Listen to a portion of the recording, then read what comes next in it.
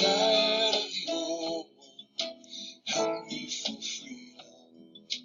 Heavy with pain, it was a beautiful treasure, ours for the taking. Never mind, someone was already there, invisible. Hey guys, Dirk Knudsen here. So, my friend Craig Carruthers there singing about invisible people. It's songs about our pioneers that came and ran over the Native Americans that were here, and then we end up with parking lots and factories over what's left of them. I hope you can hear me okay.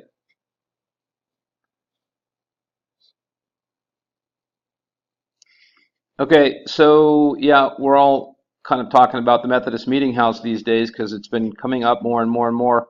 And I know why, is because it's such an important site. It's the early provisional government, and this also is the burial ground of, we believe, as many as 4 children, which were the children of this gentleman here, Joseph Meek, are more or less one of our 3 or 4 gentlemen that founded not only the county but the state back in the 1840s. He was the real deal, John Wayne type of guy. And today I went out and visited his grave at the Scotch Church because I've been thinking a lot about him and his family and relevance to the site that's going to be discussed a lot here shortly, I think, over on Chute Road. So here's some of the, and here's his wife, Virginia. This is a picture when she's quite older, but she's a beautiful woman. She's a Nez Perce Indian, pure blood, came from, we believe, one of the chiefs. Meek was on his way out with several other trappers, other gentlemen who have donation land claims named after him in Washington County, and he married her, caught her on the way out, and she gave birth to 14 children in her life, I believe is the number. Just absolutely amazing. But she's one of the first women and one of the first settlers in Washington County and in the state of Oregon.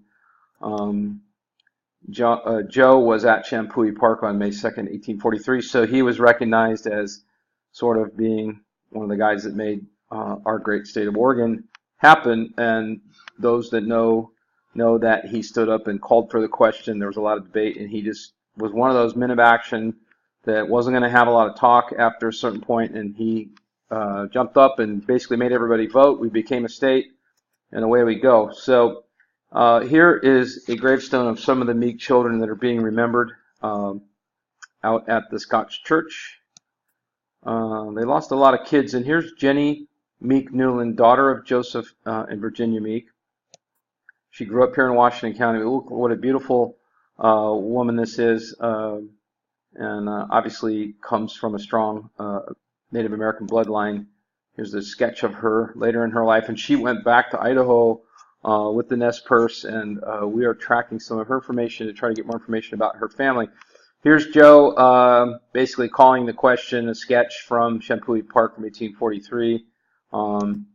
Joseph goes on to become a sheriff, a first constable of the state of Oregon. I believe he was a man of political and some business acumen, but basically became a farmer after he broke the West. You can get books on Joe.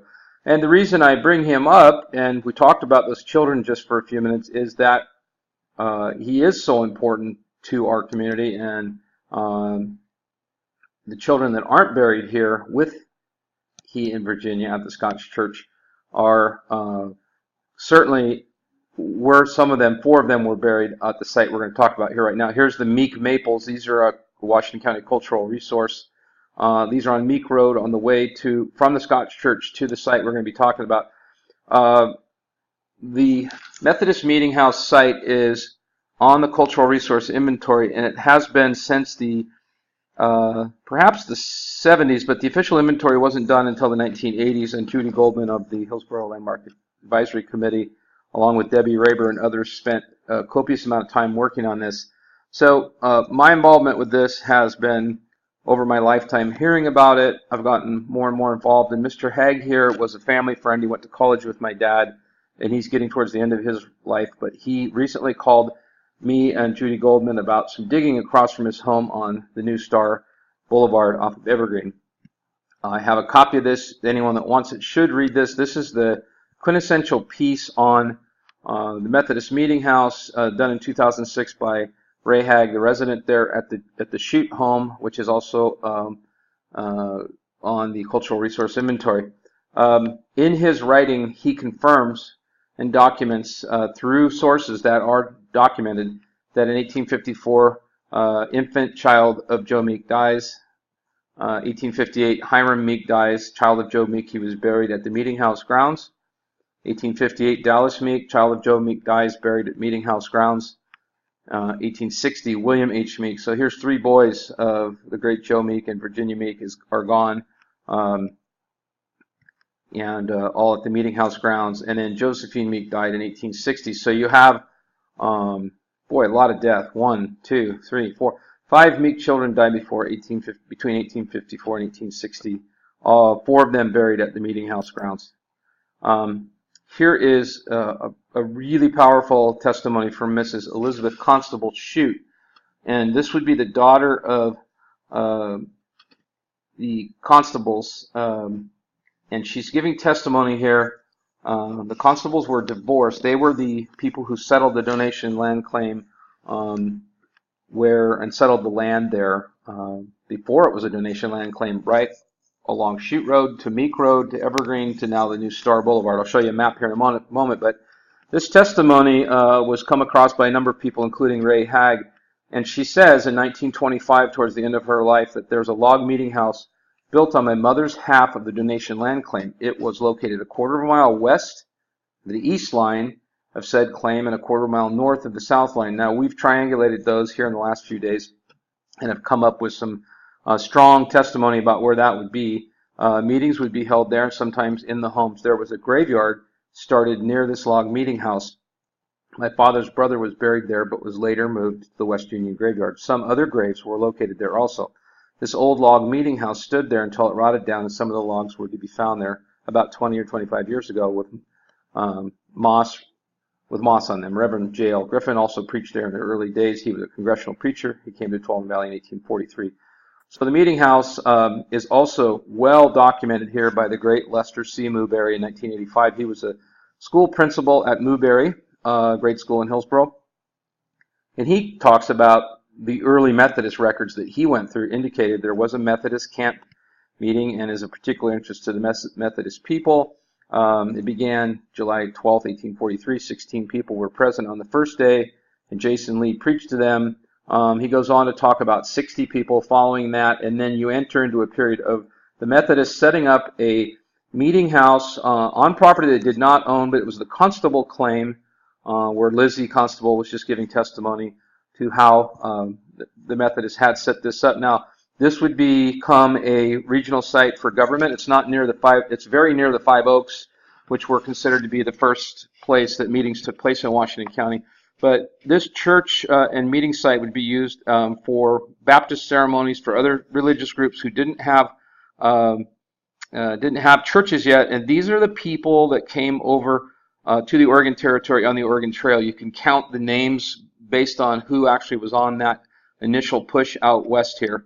So Newberry's documents are strong, and there's a lot of documents. So as I began to think about this and drove by the site in September of 2017, in early September, I decided to visit Washington County, the planning department, because I've been doing real estate here for 35 years now. I have sold a number of these sites, and we used to go to this inventory a lot at Washington County, and it just occurred to me that I should go do some of my own research, being a up-and-coming historian myself. So I went to Washington County. You can see a picture of the book that I actually found, and frankly, the Washington County planning staff didn't know what it was when I got there. It was covered with dust up on the shelf.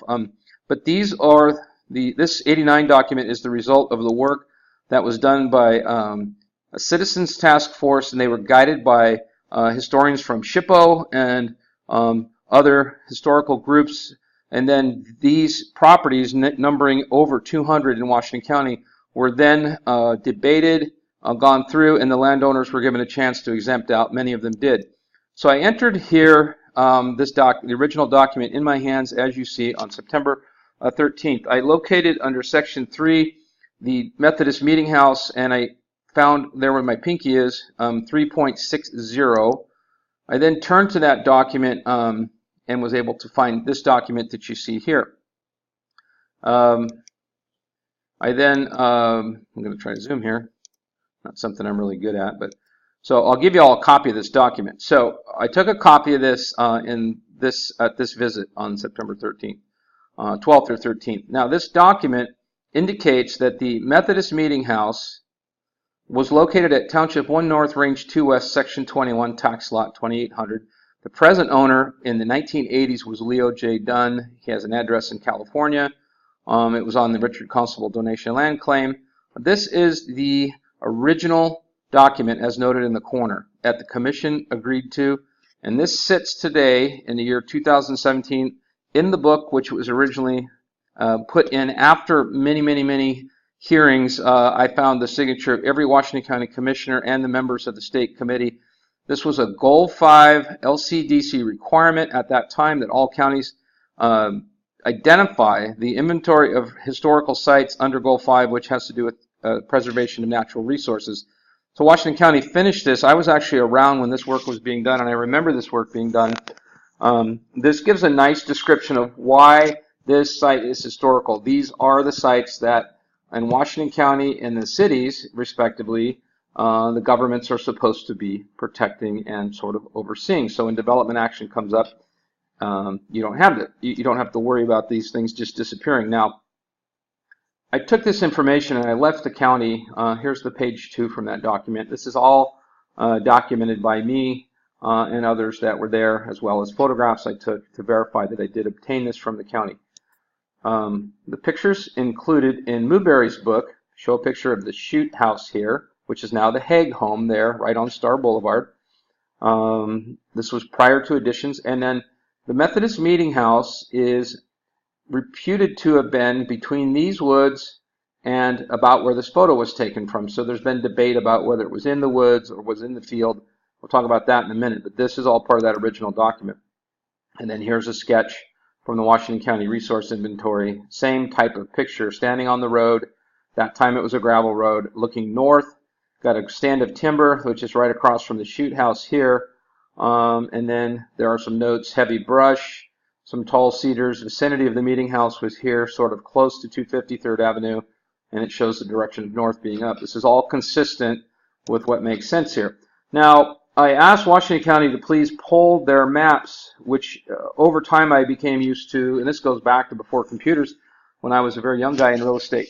We used these maps as a way to verify the sites that we were working on, and the county would flag these maps with notes that would prevent anybody from doing development. This was to make sure that sites were preserved. So here you can see 193277 site. This was written on there in the 1980s, and that when the report was done that we just looked at, I'm going to flip back here real quick. Resource number 193277, HGA number 4. This was the document. I then went to a separate source inside Washington County and asked him to pull this map. He actually had to look for this. The bottom right corner shows you that 1 North 221 is in fact this map. Chute Road is on your right here. Evergreen is on the bottom. Now, over here on the left, tax lot 2200 is the Chute House, and the new work that's being done is all happening back in here. The reason this is striped through is that Ordinance 5325, dated 2/1804, brought this land into the city of Hillsboro. That was known as the Chute Road Industrial Expansion, and that was done prior to this latest expansion that we've talked about, the Grand Bargain, which has been the subject of a lot of controversy. Well, this addition to the urban growth boundary moved the Hillsboro boundary line from Chute Road here on the left over to 253rd to the west, and then it pushed it further towards Meek Road, so it brought in a few hundred acres of land. Now, coincidentally, a request had been made by a large employer as this was happening to the state of Oregon. So this is one of those cases where the State Economic Development Commission was told there's a large player that wanted to come to Hillsboro. We've got to get a site for them, and there really wasn't a site available at that time. This was an effort on behalf of the city and the state to hurry up and go and create some space. At this moment, on the 12th of September, 11th or 12th, when I discovered this, I became quite concerned, upset, and now have, in the last 3 days, have become agitated, because what we have here is tax lot 2800, 29.97 acres, two north, in 1 North 2, section 21. Again, referencing back to this. So Township 1 North 2 West, section 21 is the site of the Methodist Meeting House. Now, we're all on the Hillsboro Landmarks Advisory Committee. Certainly, there would have been an opportunity for those of us in the know to have heard more about this, because this site from here over is in fact Genentech Corporation. Those of you that may have driven by in the last month will see a massive expansion going on. This is what we have now, tax lot 2800. Genentech owns all of this here, from the new Star Boulevard to Evergreen over. They're a big player. They received a $250 million tax incentive package, and lots of considerations that they received so that they would come here. Now, in the context of things, the reason that this upset me was this development action just occurred on Genentech in August, and it happened in 2016 and 17. The permitting was done. The Methodist Meeting House is clearly identified as being on this tax lot. We have the potential for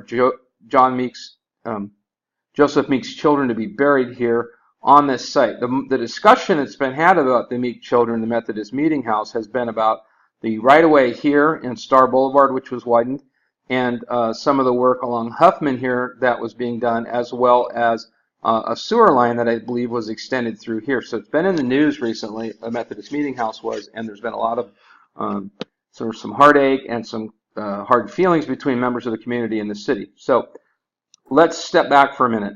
I want to regroup, and this is going to get a little long. I'm going to try to cut it short. Tax lots 16 and 17, 18 and 19 were owned by John, at least these two were owned by John Riley as early as 1900. And John Riley, in his life, had told people, including the Hague children, that the Methodist Meeting House was here towards the back of his property and against some woods that were here across from the home there.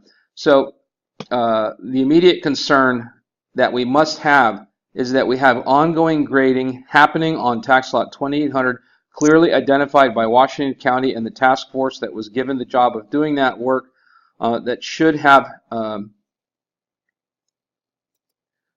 been able to have accomplished the job back then. They did was excellent. Excuse me, I had to stop for a second. What we have here is a case where the city of Hillsboro has not asked our committee or anybody in this having even noticed anybody that we had a Goal 5 resource that was involved with Genentech. This is a mistake of epic proportion that I believe must be rectified, if at all possible, and quickly. Here is some supporting document. This is from Ken Meyer-Juergen's book, Life of the Tualatin Plains, map of the farm, 1930. So here is the property line here. Riley owned this land. Carl Berger owned this land. A lot of the discussion has been about these woods and where this meeting home was, but Ken Meyer-Juergen, who lived here for a long time, back from 1900 forward until the Hagues bought it, his map from the 1930s shows the Methodist Meeting House in the left-hand corner of Lot 16 of Five Oaks, which was owned by John Riley. The fact this has been ignored to this point is frustrating, but there is not conjecture, but a map drawn by the adjacent landowner, basically backing that up. Now here's a map from 1865 showing section 21. Here is the only road, which was a trail at that time, that went up here over Meek Road, over Sunset Highway. And here's the constable's home. And the site of the Methodist Meeting House would have been right here, right along this horse trail. You don't have a 253rd, you don't have Brookwood, you don't have Chute, you have nothing because this is so long ago. You can see the note here in the 1850s. Actually, 1855, I think, is when this was drawn. Gently rolling prairie and first-rate soil. Here is 1865. The donation land claims were finally done, and the constables were given an official document. And here you can see the road along that trail that we discussed, and here's the constable home. The area of interest here again in section 21 is right here. Okay, this is just another way to look at it. This is the progression.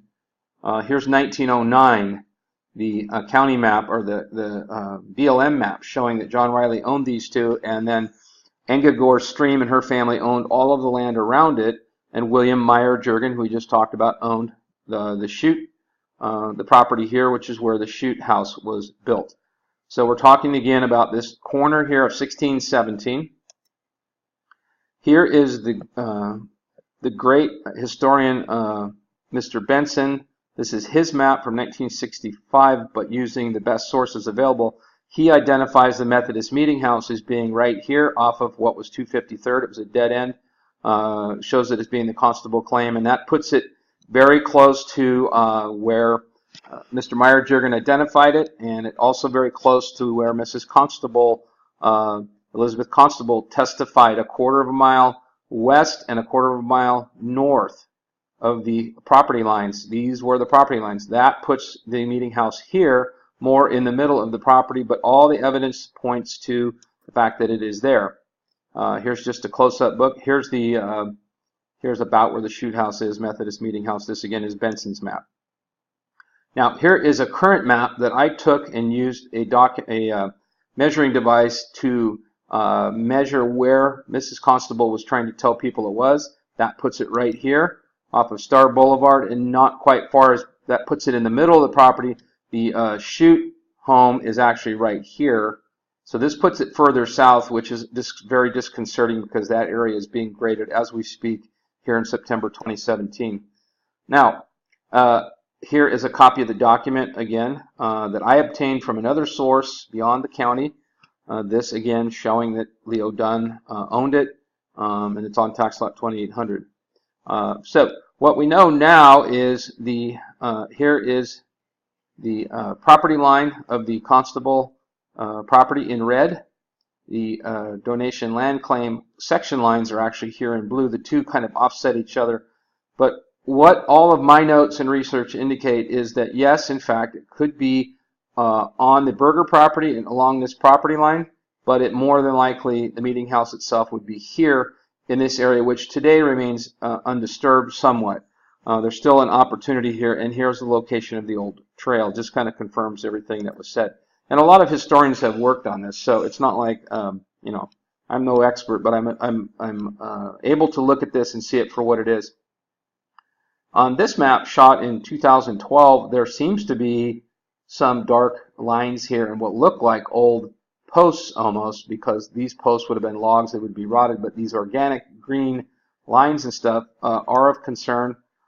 Here again is the one of the maps from an earlier time. This would be probably back about 1995. I got this off of Google Earth. Here's about where Lizzie Constable said it was. This area is now right on the edge of a massive storm pond that's being graded.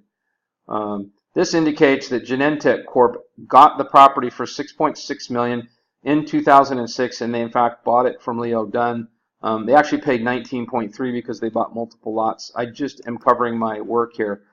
This is a map that was from 2006. This would be the year Genentech was doing their due diligence, and these sites, upon zooming in, are holes that were dug in a random pattern. This is clearly some kind of archaeological dig that was being done, probably because Genentech was well aware that something could be out here. They might have been doing testing for soil cleanliness, for archaeology, and for things like compaction. Here's the Chute house, and here is 253rd. Again, the area we're talking about is right here, possibly here. There is the Chute house. Here's 2016, and these are the holes and the remainders of the digging that was done by the city of Hillsboro to prove there was no bodies in the road. It's kind of that's 2013, excuse me. I believe that's what we're seeing there, and that's good that Google Earth documents such things. So here is the 1965 Washington County map. Here is 253rd. This map's turned sideways, so let me orient you. Evergreen Road here, Chute Road here on the bottom, Evergreen coming up here to 253rd, and here is a stand of woods that was cut in 1985 that Mr. Haig, that wrote the piece, he raised the red flag saying he thought bodies were under here based on his knowledge. We now know that could or could not be, but nobody has ever researched this area here. Now, here is what John Bourne at the city, and thank you, John, for the help. On 9/12/2017, when I sent him the document I discovered, you can see here there's a resource number 193/277, the identical number. However, the tax lot's been removed, and they're saying that the Methodist Meeting House is owned by Carol and Raymond Haig, which there's no possibility of that. They own the Chute House. The document here is, according to two people I've had look at it, is unique and it has a different heading than any of the other documents in the 200 plus property inventory sheet. The bottom also is different, and there is no basis for this document. This document seems to have appeared out of virtual thin air.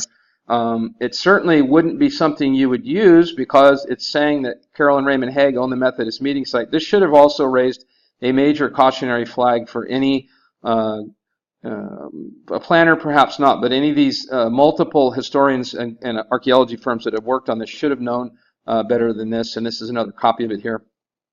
So we have two documents. The city's been using an incorrect document that appears to have sort of a copious authorship, and it has a strange banner and footer on it, almost as if somebody had cut and pasted everything.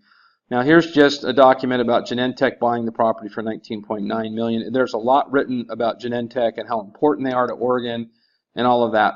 So to wrap this up, today I went to the site. Here's where I think we should be looking, and here's the digging that's going on this week in 2017. It very well may be too late to do the work necessary to determine where these buried Meek children are. This is another view from the same standpoint. I'm looking. September 14, 2017, I'm out here on the Huffman Road right-of-way on the public land, coming across the Carl Berger property. These gentlemen are doing some kind of archaeological dig and sift for SWCA, it looks like. So today we had the Berger property They're looking for something out there. And being here's looked the at. Genentech expansion on the Riley and Moore property. And here is the area that we feel strongly could be the Methodist Meeting House site. And the Chute House in the distance there. This would have been where the much debated woods were removed, right from here over to here. On the Carl Berger property was where the woods were. Here over to here is the Riley property, where the Washington County Cultural Resource Index indicates the Methodist Meeting House would have been right in this area. So we've got some work to do here to get to the bottom of this. All right, September 14, 2017. Okay, yes we do. I think this is the end of my slides here. This is today, and I'm just documenting this. Now, for me, the amount of work I put into this so far probably is going to create a situation where, I can't serve on a committee any longer. But I've come to the decision that our city has made a number of missteps when it comes to our history. It's not any individual's fault, but in this case, I don't believe that a big corporation should be excused from doing their work. I don't know who changed the form. I do know that our committee was let down. We didn't have a chance to do our job. And I do know that if Genentech does try to expand from this point on, myself and others in the private sector will rise a challenge to that. And there could be everything from litigation to just simply public outcry. This was out there today. This was, one of these things. This is on the Carl Berger property. They have a development coming soon, apparently, from a private party. Genentech and them are both going to develop this. So this is the only opportunity left to work on this. And here is what John Bourne sent me. This is the approval that Genentech just received. So right now, all you have at Genentech is this right here in the upper right corner, the buildings and this small parking lot. They are now expanding a massive parking lot with some new storm ponds, and they have now excavated out the old house, the trees, and the area that was where Mr. Riley lived. And to the extent that Lizzie Constable was right, and it was somewhere in the middle of this property, roughly a quarter of a mile here and a quarter of a mile here, the meeting house would have been right along that trail that I showed you, somewhere in the middle of this parking lot. My hope is that there's enough evidence between Mr. Meyer-Jurgen and Lizzie and others that perhaps the meeting house was tucked into this back 10 or 15 acres, that we could lobby to have that area sonared. Certainly the Berger property is going to have to go through some of this. It's just a very important site, in my view, the most important site that we have. And so I've taken the 1965 county map, put my notes on it. Here's Genentech. The area in striped is the new parking lot. Here is where Ken Meyer-Jurgen's book indicated the Methodist meeting house was. Here's the shoot house. And here is where Lizzie Constable said it was, somewhere in this area. Now, it's a long time ago and a lot could happen, but I do know we only got one shot at this. We've already lost the opportunity to objectively approach this with Genentech. This should have been visited back in 2006 because the same laws applied. We had the committee at that time and the Goal 5 rules applied. It's just time to sort of rein this in. Now, in closing, Laura Kelly at Planning and I spoke today. There are 3 detailed historical reports that the City of Hillsboro commissioned in 2003, 2004, and 2006, all done by AINW. I requested copies of those today, and she has informed me that basically I'm not allowed to have those because somebody might raid, sites. It's not Laura's fault. This is the problem. They can't really even tell us if there's historical sites that were found or not. I am going to get these documents because these were done by the city and were comprehensive.